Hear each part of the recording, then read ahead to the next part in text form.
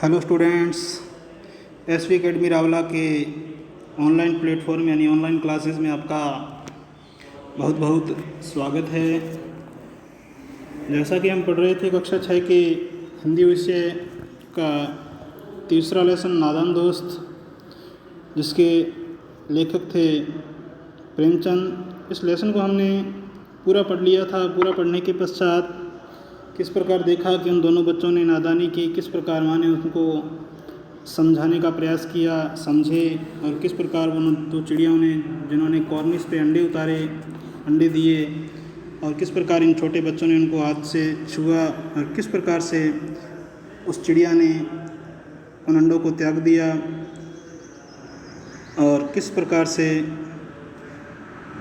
दोनों बच्चों को इस बात पे पछतावा हुआ कि हमने गलती की है। हालांकि हुई तो इनसे नादानी है, परंतु फिर भी इनको बहुत ही ज़्यादा पछतावा है और इस बात को लेकर वो कई बार केशव और श्यामा बहुत ही ज़्यादा मायूस भी हो जाते हैं। तो इस लेसन के हमने जो महत्वपूर्ण शब्दार्थ थे वो भी कर लिए थे और आज हम करते हैं इस लेसन के कुछ क्वेश्चन जो कि अभ्यास प्रश्न हैं। सर्वप्रथम लिखें कहानी से। तो पहला प्रश्न है इसमें, अंडों के बारे में केशव और श्यामा के मन में किस तरह के सवाल उठते थे? वे आपस ही में सवाल जवाब करके अपने आप को तसल्ली क्यों दे दिया करते थे? तो क्या क्वेश्चन है, अंडों के बारे में केशव और श्यामा के मन में किस तरह के सवाल उठते थे, यानी कि किस प्रकार के विचार उनके मन में आते थे और वे आपस में ही सवाल जवाब करके अपने दिल को तसल्ली क्यों दे दिया करते थे? तो इसका उत्तर है, केशव और श्यामा अभी छोटे बच्चे थे। वे चिड़िया के जीवन और अंडों के बारे में बहुत कम जानते थे, इसीलिए अपने घर की कॉर्निस, जैसा कि शब्दार्थ में लिखाया है मैंने, कॉर्निस का मतलब होता है दीवार के ऊपर जो छज्जा सा बनाया जाता है उसका निकला हुआ भारी भाग, जिसको हम छज्जा भी कह सकते हैं। इसलिए अपने घर की कॉर्निस पर चिड़िया के अंडे देने की बात जानकर दोनों के मन में अंडों को देखने की बहुत ही उत्सुकता रहती थी, यानी कि वो बहुत ही ज़्यादा लालायित रहते थे उन अंडों को देखने के लिए। दोनों के मन में अंडों को लेकर तरह तरह के सवाल उठते रहते थे। उनके मन में विभिन्न प्रकार के विचार आते रहते थे, जैसे अंडे कितने बड़े होंगे, किस रंग के और कुल कितने होंगे, वे क्या खाते होंगे, उनसे बच्चे कैसे निकलेंगे, उनके पर यानी कि पंख कैसे निकलेंगे, आदि आदि विचार उनके मन में आते। केशव और श्यामा के मन में उठने वाले इन सवालों के जवाब स्वयं ही देने पड़ते थे, क्योंकि उनकी माँ को घर के कामों से और पिता को ऑफिस के कामों से फुर्सत नहीं थी। यानी कि जब इनके मन में विचार आते थे तो ये विचार अपने माँ बाप से भी साझा नहीं कर सकते थे। क्योंकि ना तो उनकी माँ को घर के काम से फुर्सत थी और ना ही उनके पिता को ऑफिस के काम से फुर्सत थी। इसीलिए यही कारण थे कि उनके सवालों के जवाब देने वाला कोई नहीं था और आपस में वो सवाल जवाब करके अपने मन को तसल्ली दे दिया करते थे। दूसरा प्रश्न है, केशव ने श्यामा से चीथड़े, टोकरी और दाना पानी मंगाकर कॉर्निस पर क्यों रखे थे? तो चीथड़े क्या होता है, जो पुराने कपड़े होते हैं उसकी जो कतरन वगैरह होती है उनको काट के छोटी छोटी कतरनें बना ली जाती है, फटे पुराने कपड़े को कह सकते हैं हम। तो केशव ने श्यामा से चीथड़े, टोकरी और दाना पानी मंगाकर कॉर्निस पर क्यों रखे थे?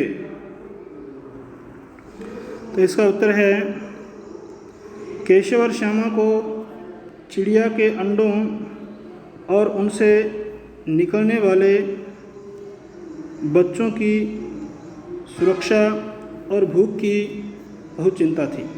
यानी कि केशव और श्यामा जो दोनों बहन भाई हैं, उनको चिड़िया के अंडों और उनसे निकलने वाले बच्चों की सुरक्षा और भूख की बहुत ज़्यादा चिंता थी।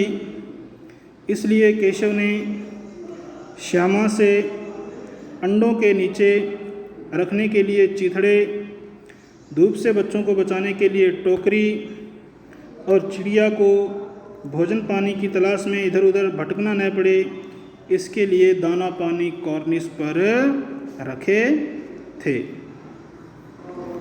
तो आगे है प्रश्न नंबर 3। ये 2 क्वेश्चन हो गए हैं। प्रश्न नंबर 3 है, केशव और श्यामा ने चिड़िया के अंडों की रक्षा की या नादानी। बड़ा ही महत्वपूर्ण प्रश्न है बच्चों। केशव और श्यामा ने चिड़िया के अंडों की रक्षा की या नादानी। तो इसका उत्तर है, केशव और श्यामा स्वयं भी बच्चे थे, यानी कि वो अभी नादान थे, छोटे छोटे बच्चे थे, उनको इतनी समझ नहीं थी। उनको चिड़ियों के चिड़ियों के बारे में और उनके अंडों के बारे में अधिक ज्ञान नहीं था, यानी कि अधिक जानकारी नहीं थी। उन्होंने तो अंडों की सुरक्षा के लिए सारे इंतज़ाम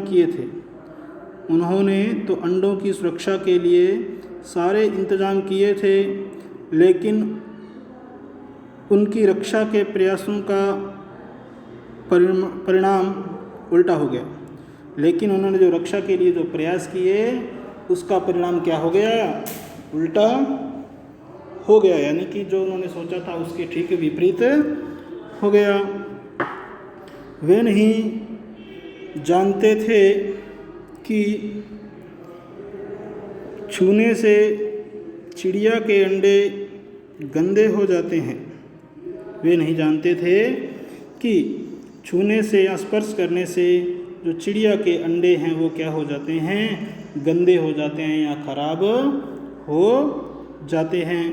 और फिर चिड़िया उन्हें नहीं सेती है, अर्थात चिड़िया फिर उन अंडों में से बच्चे नहीं निकाल देती है, क्योंकि जब किसी के हाथ से स्पर्श हो जाते हैं चिड़िया के अंडे तो चिड़िया उन अंडों को क्या कर देती है?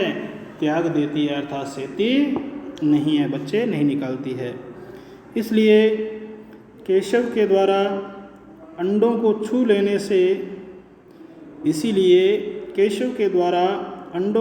लेने से चिड़िया ने उन्हें नष्ट कर दिया और उन्हें नीचे गिरा दिया।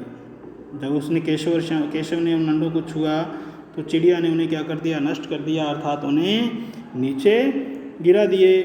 इस प्रकार श्यामा और केशव की नादानी से अंडों की रक्षा होने के स्थान पर उनकी क्या हो गई? हत्या हो गई।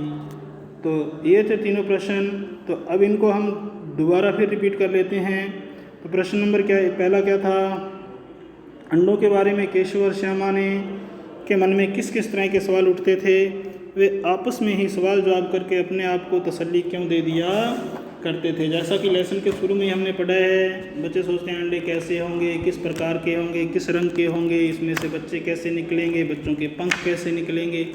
तो विभिन्न प्रकार के जो सवाल हैं जो उनके मन में आते थे। तो लिखेंगे, केशव और श्यामा अभी छोटे बच्चे थे। वे चिड़िया के जीवन और अंडों के बारे में बहुत कम जानते थे, इसलिए अपने घर की कॉर्निस पर चिड़िया के अंडे देने की बात जानकर दोनों के मन में अंडों को देखने की उत्सुकता रहती थी, यानी कि बड़े ही लालायित रहते थे, बड़े ही उतावले रहते थे कि किसी न किसी प्रकार से उन अंडों को क्या किया जाए? देखा जाए। और दोनों के मन में अंडों को लेकर तरह तरह के सवाल उठते रहते थे और विभिन्न प्रकार के क्वेश्चन वो उनके मन में उठते रहते थे।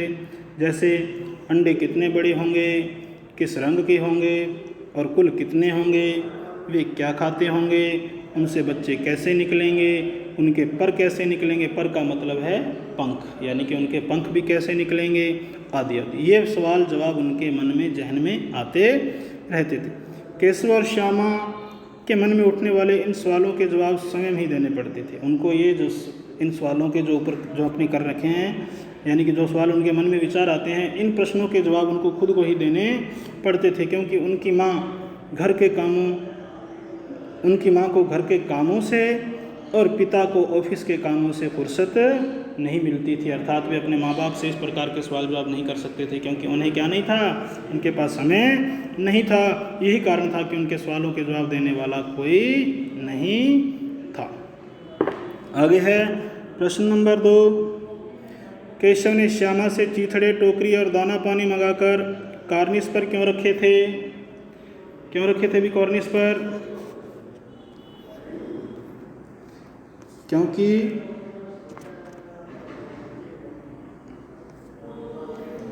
इसलिए रखे थे, केशव और श्यामा को चिड़िया के अंडों और उनसे निकलने वाले बच्चों की सुरक्षा और भूख की बहुत चिंता थी।